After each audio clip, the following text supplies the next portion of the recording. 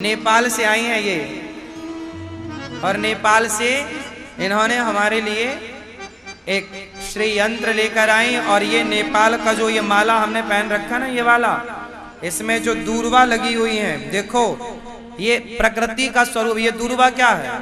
ये प्रकृति है, हरियाली है। तो मतलब प्रकृति को ही ये नेपाल का राष्ट्रीय माला है, ये वहां का आभूषण है। हमारे लिए ये हमारी बहन लेकर आई है नेपाल से हमारे लिए।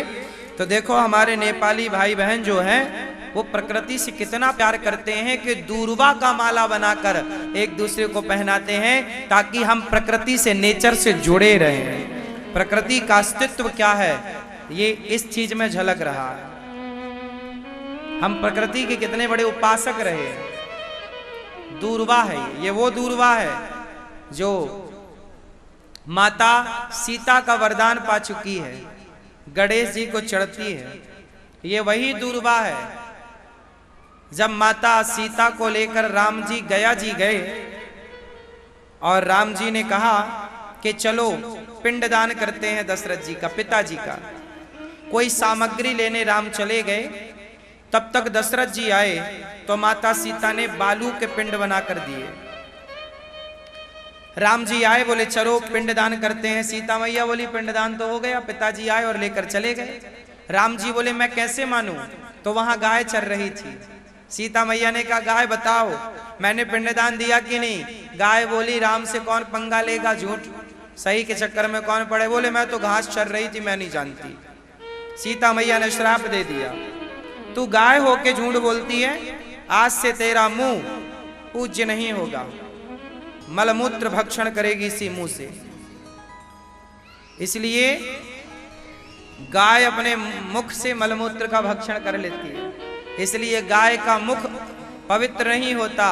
गाय की पूंछ पकड़ के ही गौदान होता है। गाय के पीछे भाग की पूजा होती है, आगे भाग की नहीं।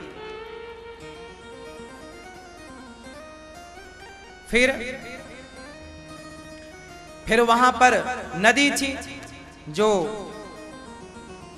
वहां पर बह रही है गया जी में। तो गया जी की नदी से कहा कि तुमने तो देखा है। उन्होंने भी झूठ बोल दिया कि नहीं जी हमने नहीं देखा। तो कहा जाओ आज से तुम ऊपर नहीं नीचे रहोगी। तुम झूठ बोलती, तुम्हारा देखने का ठीक नहीं है, तुम नीचे रहो। इसलिए गया जी में जो नदी पिंडदान होता है ना, तो बारिश में भी वहां नदी में पानी नहीं होता, गड्ढा खोदने पर नीचे निकलता है पानी। नीचे है वो पानी, ऊपर नहीं, इसलिए वो सूखी है। फिर अब गवाही कौन दे? बहुत लोगों की कथा है, सबने जो जो झूठ बोला सबको माता सीता ने। फिर ये जो दूर्वा है ये, फिर इस दूर्वा से पूछा, वहां दूर्वा भी थी, घास थी। तो दूर्वा से पूछा क्यों, तुमने देखा है? दूर्वा ने कहा हाँ हमने देखा है कि माता भगवती ने पिंडदान दिया, तब राम को यकीन हुआ। तो सीता माँ की गवाही इस दूर्वा ने दी है। ये वो दूर्वा, इसलिए वहां के लोग इस दूर्वा को गले से लगाते हैं। इसलिए माता सीता ने वरदान दिया दूर्वा को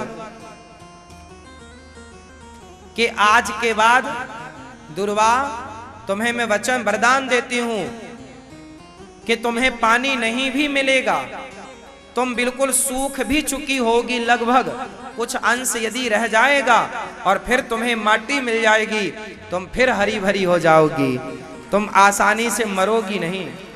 इसलिए ये दूर्वा जो होती है ना, ये कहीं भी लगा दो, जंगल में पहाड़ में, सूखती नहीं है। कहीं पानी का नामो निशान ना हो, फिर भी ये हरी भरी रहती है। तुलसी बिरवा खेत की सींचत ही मुरझाए, और राम भरोसे जो रहे पर्वत में हरियाए।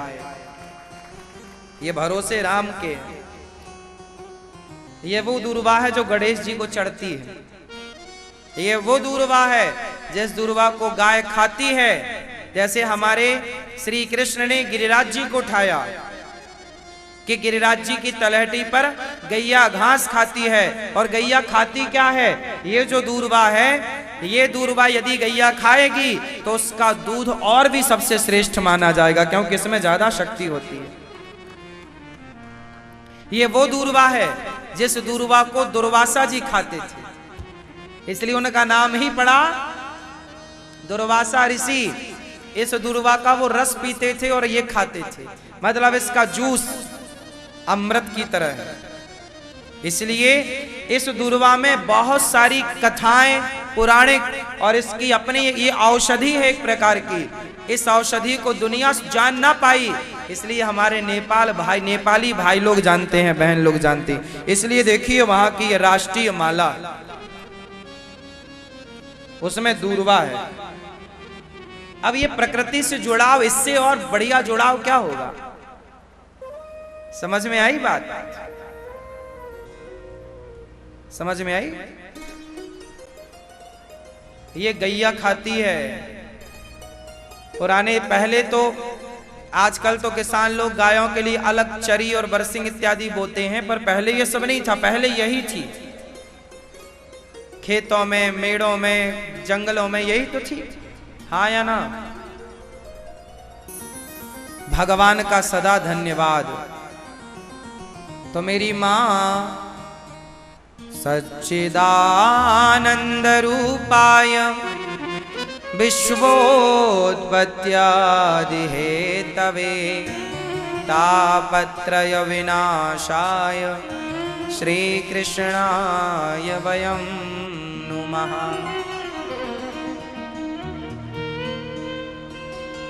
यं प्रव्रजन्तमनुपेतमपेतकृत्यं द्वैपायनो विरह कातर आजुहाव पुत्रेति तन्मयतया तरवो विनेदुस्। सुखदेव भगवान का जन्म हुआ। तम सर्वभूत हृदय मुनिमान तोषु। सुखदेव भगवान का जन्म हुआ और जन्म लेते ही सन्यास लेने चले गए। ऐसे सुखदेव भगवान को नमस्कार करते हैं। 88,000 संतों के बीच में सूत जी का आगमन हुआ और सूत जी ने बड़े प्रेम से शानकादि ऋषियों को कथा सुनाई। कौन सी कथा? भक्ति ज्ञान विराग आप तो, जिससे भक्ति ज्ञान वैराग्य बढ़े, ऐसी कथा सुनाई। 88,000 ऋषि बैठे थे नैमिषारण्य में और वहां शौनकादि ऋषियों ने सूत जी से सवाल किया, हमारी भक्ति बढ़े ऐसी कथा सुनाओ। बोले हम आपको सर्व वेद इतिहासानाम सारम सारम समुद्रतम सार सुनाते हैं। ऐसा सार सुनाएंगे जो सार बढ़िया होगा। अच्छा, सार क्या है? बोले देवताओं को भी जो कथा अब दुर्लभ है, एक बार देवता भी भागवत सुनने का मन बनाए, पर सुखदेव भगवान ने उन्हें अधिकारी ना जानकर भागवत जी नहीं सुनाई। तब इंद्र ने तराजू बांधी स्वर्गलोक में और भागवत जी को तरतौल कर देखा तो भागवत जी का पलड़ा सबसे भारी था। भागवत जी की तुलना देवताओं के स्वर्ग के अमृत और स्वर्ग की संपदा से नहीं। स्वर्ग का अमृत, स्वर्ग की संपदा भागवत जी के आगे फीकी है। कैसी? जैसे कांच के मणि के आगे कांच का टुकड़ा फीका है। मणि क्वा सुधा क्वा कांचा क्वा मणिर्महान। कांच के टुकड़े के, मणि के आगे कांच के टुकड़े का क्या मूल्य है? ऐसे ही भागवत जी के आगे स्वर्ग के सुख का क्या मूल्य है? मतलब स्वर्ग का सुख कोई मूल्य नहीं। भागवत सुनने वाले को भगवान अपना पद प्रदान करते हैं, अपना धाम दे देते हैं। स्वर्ग क्या चीज है? इसलिए भागवत सुनने वाला स्वर्ग नहीं जाता, भागवत सुनने वाला बैकुंठ जाता है, भगवान के धाम को जाता है। स्वर्ग वर्ग तो ये पास में है सब, कोई बहुत बड़ा खर्चा नहीं है स्वर्ग जाने का। थोड़े से पुण्य करो चले जाओ, पर ज्यादा पुण्य के लिए बैकुंठ चाहिए। बैकुंठ के लिए नाम है बैकुंठ। बैकुंठ कौन जाता है? बैकुंठ, कुंठ किसको कहते? कुंठा। कुंठा मीन्स इच्छा। सुनो, बैकुंठ का मतलब क्या है? कुंठा कहते हैं इच्छा को। बैकुंठ वही जा सकता है जिसके अंदर की सारी इच्छाएं समाप्त हो चुकी हैं, और इच्छाएं समाप्त होंगी कहाँ? भागवत जी से। और जो भागवत सुनेगा उसके अंदर कोई इच्छा रह ना जाएगी, एक परमात्मा को पाने के सिवा, वही बैकुंठ चले जाएंगे। स्वर्ग वर्ग क्यों जाएंगे? इसलिए आप लोगों को कहाँ जाने का मन है? स्वर्ग की बैकुंठ? कहाँ? जोर से भगवान राम ने माता शबरी से पूछा कहाँ जाओगी माँ, कहाँ भेज दूं। जब शबरी की मृत्यु हुई तो प्रभु ने पूछा कि माँ शबरी कहाँ जाओगी। तो शबरी इतनी भोली है ना, शबरी माँ बोली गुरु प्रभु हमें वहीं भेजो जहां हमारे गुरु जी गए हैं। शबरी अपने गुरु जी की भक्त है। गुरु जी ने बोला था कि तू यहीं रहना। मतंग ऋषि ने राम यहीं आएंगे। बेचारी गुरु आज्ञा पर वचन, गुरु वचनों पर जिसने विश्वास किया उसको भगवान मिले हैं। इसलिए गुरु वचनों पर विश्वास होना चाहिए। तो अब गुरु जी हमारे जहां गए हैं हमें भी वहीं भेज दो। तो गुरु जी कहां गए थे? वहीं बैकुंठ।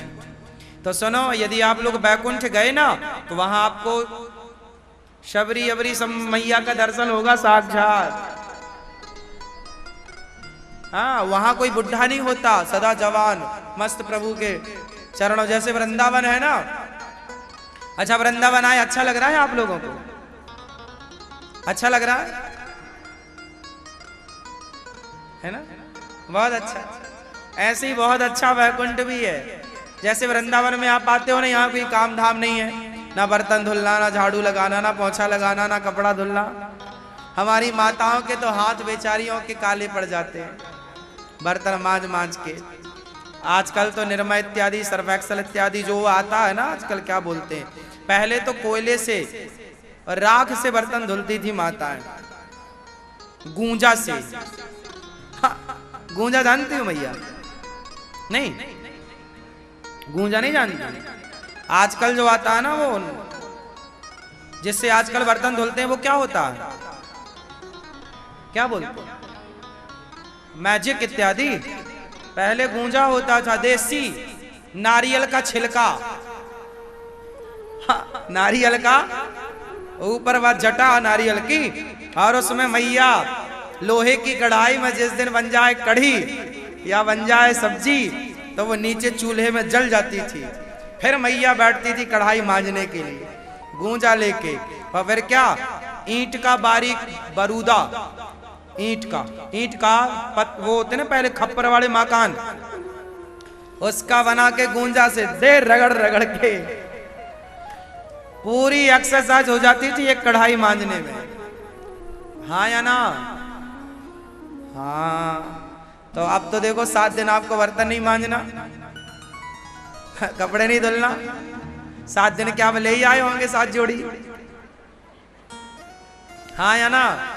आज ये वाली, कल वो वाली, परसों वो वाली।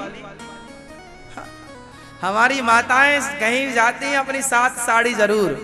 7 दिन है तो 7 साड़ी, 8 दिन है तो 8। रिपीट नहीं करेंगी हमारी मैया, है ना मैया? आप ले आई हो कि नहीं? हाँ, और 7 दिन की लिपस्टिक भी अलग साड़ी के मैच की। हाँ।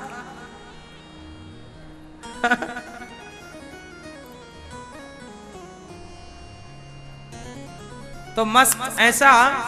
तो यहां पर ना इच्छाएं हैं, पर बैकुंठ में कोई, अच्छा बैकुंठ में जितने गए होंगे, माता शबरी गई है ना, और बैकुंठ में जितने बड़े बड़े भक्त हुए, तुलसीदास जी, सूरदास जी, रैदास जी, रसखान, मीरा, ये सारे बैकुंठ गए।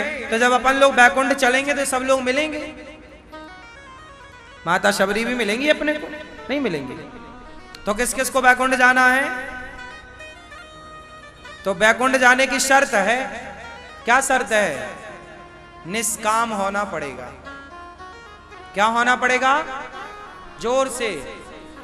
निष्काम मतलब कोई कामना नहीं। जो निष्काम हो जाता है वही बैकुंठ का अधिकारी। और जहां कामना रह गई तो भगवान स्वर्ग भेज देते हैं, बगल में जा। स्वर्ग में कोई बहुत बढ़िया व्यवस्थाएं नहीं। स्वर्ग में अप्सराएं, अप्सराओं का अपन लोग क्या करेंगे?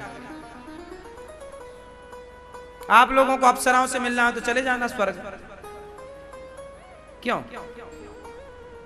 जैसे पुरुष लोगों को तो वहां अप्सराएं मिल जाएंगी और स्त्रियों को वहां सुंदर सुंदर अप्सर मिल जाएंगे।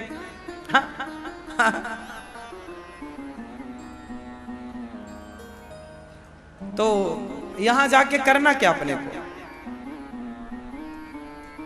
वहां जाना नहीं है अपने को तो बैकुंठ चलना है, भगवान के चरणों में, जहां कोई इच्छा ही नहीं। सोचिए, सारा झंझट इच्छाओं का है।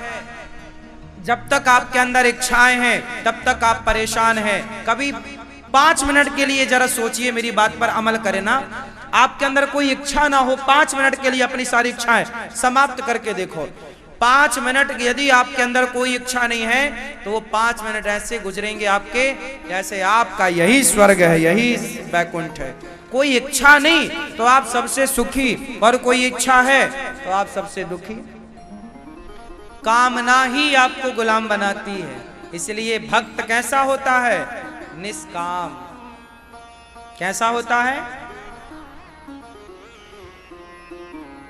इंद्र भागवत जी को तौल कर देखे, भागवत जी का पलड़ा भारी, भागवत जी से भगवान प्रकट हो गए। बोलिए भागवत भगवान की जय। इसलिए भागवत सुनने वाला स्वर्ग नहीं जाएगा, कहां जाएगा? इसलिए भागवत सुनने से तुम्हारी 21 पीढ़ियां तर जाती हैं। इसलिए लोग भागवत जी के पोथी पाठ कराते हैं, क्योंकि भागवत से स्वर्ग वर्ग नहीं, कोई स्वर्ग में भी हो और वो भागवत सुन ले तो स्वर्ग से सीधा बैकुंठ की तरफ प्रस्थान कर जाता है। कोई नरक में हो, जैसे आप में से किसी के पूर्वज यदि किसी कारणवश नरक गए और आपने उनके लिए भागवत जी कराई तो उनका नरक से सीधा ट्रांसफर बैकुंठ की ओर हो जाएगा, उनका उद्धार। नरक की उस यातना से वो मुक्त हो जाएंगे। इसलिए अपने पितरों के लिए, पूर्वजों के लिए भागवत जरूर करानी चाहिए। और आप भी मरने के पहले भागवत सुन लो। भागवत सुनना ही चाहिए हर जीव मात्र को। नारद जी सारे तीर्थों में भ्रमण कर रहे हैं। जब वृंदावन आए तो भक्ति ज्ञान वैराग्य को देखा, तब सनकादियों ने भागवत जी सुनवाने का आदेश दिया। और नारद जी ने हरिद्वार की पावन धरा पर जब भक्ति ज्ञान वैराग्य को भागवत सुनवाई तो भक्ति ज्ञान वैराग्य भागवत जी सुनकर मुक्त हो गए। मतलब भक्ति ज्ञान वैराग्य को भी भागवत सुनने से सुख मिला। भक्ति जाके भक्तों के हृदय में बैठ गई। ये भागवत जी ने भक्ति ज्ञान वैराग्य का भी दुख दूर कर दिया। भागवत जी सबका दुख दूर करते हैं।